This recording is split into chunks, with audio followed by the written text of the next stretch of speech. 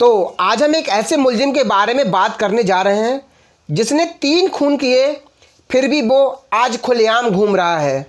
एक ऐसा मुलजिम जिसके बारे में पुलिस को सब कुछ पता है लेकिन फिर भी वो जेल नहीं गया। तो हम बात कर रहे हैं इस वीडियो में अमरजीत सादा की। ये बात सन 2006 की बिहार के बेगूसराय की है। 2006 में बिहार के बेगूसराय में बहुत ज़्यादा गरीबी थी। यहाँ के लोग दिहाड़ी मजदूरी करके अपना जीवन काट रहे थे, लेकिन यहाँ के लोगों में एक बहुत ही ज़्यादा अच्छाई थी। ये लोग एक दूसरे की मदद करने में बहुत आगे थे। इसी गांव में एक सादा फैमिली थी। यह एक जॉइंट फैमिली थी, जैसे चाचा चाची, मौसा मौसी सभी लोग मिलकर रहते थे। तो जो बच्चे थे इस फैमिली में वो एक दूसरे के साथ खेलते, एक दूसरे के साथ ही बाहर दौड़ने के लिए जाते थे। जब इन बच्चों का टाइम नहीं कटता था तो ये लोग अपनी फैमिली के बच्चों को बुलाकर एक दूसरे के साथ खेलते थे। इस घर में बहुत ही ज़्यादा खुशी का माहौल था, लेकिन ज़्यादा टाइम के लिए नहीं।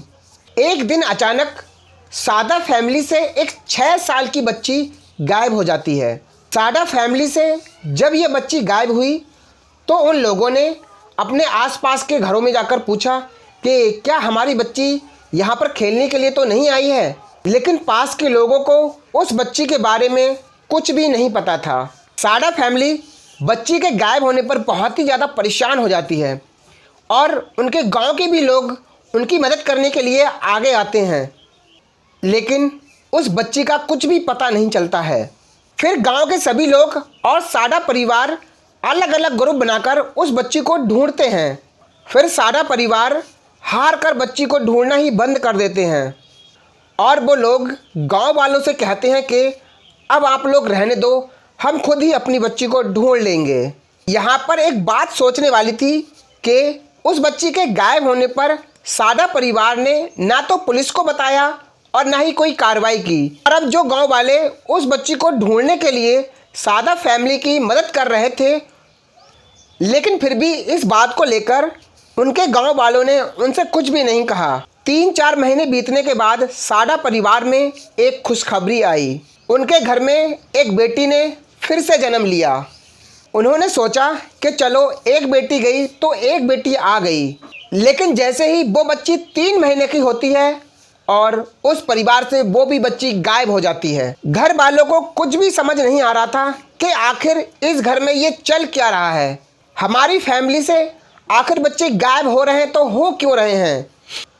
लेकिन दुख तब होता है जब सादा फैमिली का मुखिया अपने घर वालों से बोलता है कि इस बच्ची के गायब होने की खबर गांव वालों को पता नहीं चलना चाहिए। ऐसा ही होता है, सादा परिवार का कोई भी व्यक्ति ये बात बाहर तक नहीं जाने देता है, लेकिन आसपास के लोग सोच में पड़ जाते हैं। वो सोचते हैं कि पहले इनके घर से एक बच्चे के रोने की आवाज़ आती थी, आखिर वो अब क्यों नहीं आती है। सादा फैमिली के लोग ऐसा बिहेवियर करते हैं कि हमारे घर में कुछ हुआ ही नहीं है और सब लोग अपने अपने काम पर जाने लगते हैं। लेकिन 3-4 महीने के बाद इस गांव से एक बच्ची और गायब हो जाती है। बच्ची का नाम मुझे पूरा कंफर्म तो पता नहीं है, लेकिन आर्टिकल के मुताबिक इस बच्ची का नाम मनीषा बताया गया है। इसकी उम्र लगभग 3 वर्ष थी। जब मनीषा ने स्कूल जाना शुरू किया तो मनीषा की माँ उसे सुबह स्कूल छोड़कर आती और फिर उसके बाद दोपहर में स्कूल से उसको लेकर आती। लेकिन 15 अक्टूबर 2007 को मनीषा की माँ जब उसे स्कूल लेने के लिए जाती है तो मनीषा स्कूल के गेट पर उन्हें नहीं मिलती है। मनीषा की माँ आसपास में पूछताछ करती हैं, लेकिन उनकी बेटी का कुछ भी पता नहीं चलता है।